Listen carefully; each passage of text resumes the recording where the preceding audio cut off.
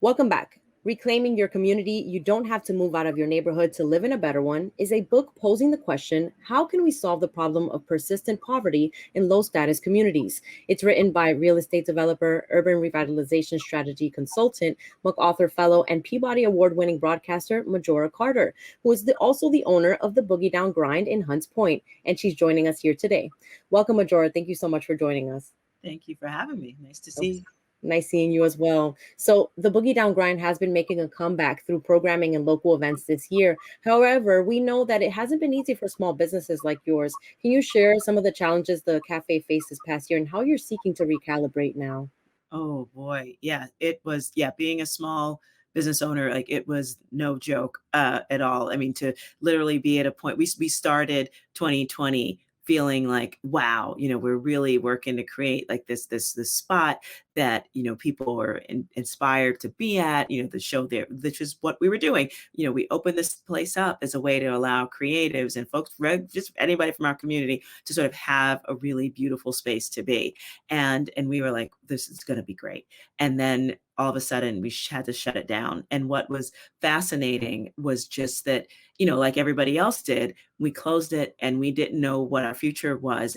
But we knew at some point we were going to come back, and we ended up doing a small a raise through a crowdfunding investment platform called Mainvest. And it basically was like, look, to reopen, what we're going to need like a little bit of cushion because we didn't know what to expect. And so we invited our community to invest in the cafe for a revenue share, for a share of our revenues, literally. And we ended up raising $50,000, mostly in very small, donations, not donations, investments of, about $100. And I'd say that out of the 120 some odd investments that we received, I'd say 2/3 of them were well under $300, and which meant to me that that people were interested in seeing a small business, and in particular a small business like ours, which really was designed to be like a third space, for the community, by the community, because they populate. Yeah, we build the vessel, but basically it's the community that comes in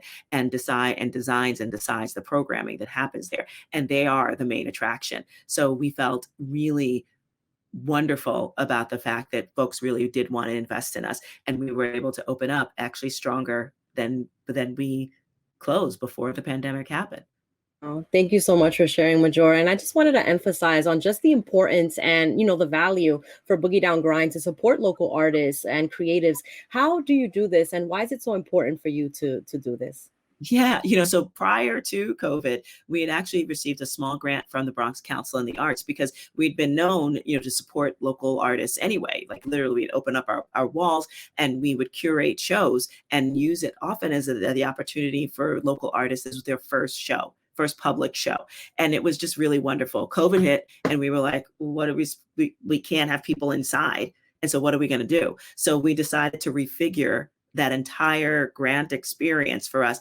And instead of just supporting a few local artists, what we did, we were like, well, maybe just people want to show their work. And also we should add some performances. And we took it all outside. So we had both a performance, aspect to the creative part of our work. And then we also did showings, and we literally, strung a viewing system between the tree and the lamppost outside the cafe and would hang people's artwork on it. So it was like a big public gallery.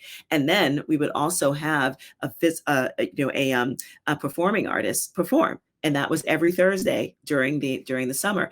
And it was amazing. The artists got to make some money. The performers, got to show exactly what they were up to. And it really was just, I don't think we understood like how deeply that was needed in the community, specifically, during the pandemic. We got to gather together safely outside and to show just how beautiful and talented and creative, our people are. I mean, it's still, just thinking about it gives me chills, and we're still at it. Absolutely. Thank you, Major, for sharing. And the Bronx is the birthplace of hip hop. So Amen. we have a hip hop cafe, and constantly I hear people talking about, I met this poet at the Boogie Down Grind. I've never heard of their work before. And that was recently happened, actually. So It's always wonderful to share that space. Yes, exactly. So, Majora, can you talk more about your upcoming book, Reclaiming Your Community? I know that, this is a very important book for you and something that you want to share with the community as well. Yeah. So I'm super excited. So I do have a book that's due out in February 2022. Oh my goodness. Yes, that's the that was an early draft of the cover, but it's close to that. So I'm super excited about it. And so it's about our approach to community development, which really takes on this idea that, first of all, in American low status communities, and by low status, I don't mean that somehow or another the people there are not all that and then some. It's literally about the way that in areas such as places like the South Bronx, inner cities, whether they're Native American, reservations, even poor white, former, booming, towns that used to have a lot of industry, the inequality is assumed in those communities. It's just, and you see it in terms of low educational attainment, lower, higher rates of health issues, higher rates of incarceration, and it's just about how they're perceived. And that's the way it is. And so, but in those communities, we're often led to believe that we need to measure success by how far we get away from those communities. The talented ones, in our neighborhoods, there's all sorts of programs that are designed, honestly, to facilitate us leaving and to grow up and be somebody. And it's just like, why are we not like making those investments in our own community? Why do we feel that in order for us to be somebody, we've got to grow up and get out of these neighborhoods? And in so many cases, especially for people of color, we're like, we take all of our marbles and all of our great degrees, and then we go someplace else. And sometimes they're not even places that people want to see us in. So why are we not reinvesting and rebuilding our own communities? And so the Reclaiming Your Community, You Don't Have to Move Out of Your Neighborhood to Live in a Better One, is a book that is all about my personal and professional experiences and our approaches to creating a talent retention strategy for community development. Like, assume that there is talent born and raised in our communities, and then you actually do something great by actually investing and creating the reasons for people to want to stay and invest. And you're a perfect example of that, Majora. Being born and raised in the Hunts Point section during a tumultuous time while the Bronx was burning, unfortunately losing your brother to gun violence. I'm very sorry for your loss and my deepest condolences. What made you decide to stay despite these trials and tribulations? And what is your message to those who think leaving the Bronx equates to success? Well, you know what? I learned the hard way because, after my brother was killed, after I watched my neighborhood burn and there were people that I love, who either moved or who were lost, I left too. I used education. I was one of the smart kids, like, who was taught, move, like, you're going to do fine. You're going to use education and get out of here and make us proud. And I was just like, okay, I'll do that. And I went to Bronx Science, I went to Wesleyan, I went to NYU, and I only moved back home, honestly, because I needed a cheap place to stay when I was in graduate school. Otherwise, I never would have come back, ever. But I did, and that's, God's amazing because he's just like, let me show you a little thing, honey bunny. And what I learned was just that our community was historically treated this way, because we happen to be poor and of color and politically vulnerable. And I was just like, and so I was glad I used my education and learned a lot about a lot of stuff. But that education and that distance helped me see my community in a completely different way. And I was just like, I don't want to, why would I not want to stay now that I see what's being done? And in particular, around that time, it was the waste facilities that the city was planning on building more right here, even though we have a lot to begin with. And I was just like, no, I don't want to be a part. I don't want to be a part of just walking away. And that's when I decided to stay and actually start working on project-based community development within our own community as a direct, counter, to the, to what our city and state thought we should see more of in our community, which was more waste facilities and power plants and things like that. And that's what started my work. Got it. Thank you for sharing. So Majora, I understand your book is also very personal and highlights some setbacks in your extensive work in the community. In the past, some community members and activists have criticized a term you've used called self-gentrification. Can you help us understand what this means, and if you still stand by this idea, and what was the vision there? Well, I stand behind the actual work that I do. I'm not all that interested in just often just looking at, the nomenclature, because I think actions are way more important. And so I will open it up with that. But the term self gentrification is absolutely one that I use. The first time I heard it was when I was in Charlotte, North Carolina. I was visiting and actually lecturing at a historically Black college down there called the Johnson C. Smith University, and their engineering school, really good school, but it's in one of the poorest parts of Charlotte. And so the university and some community-based organizations there, and actually got some financing together, and they actually started to do local development.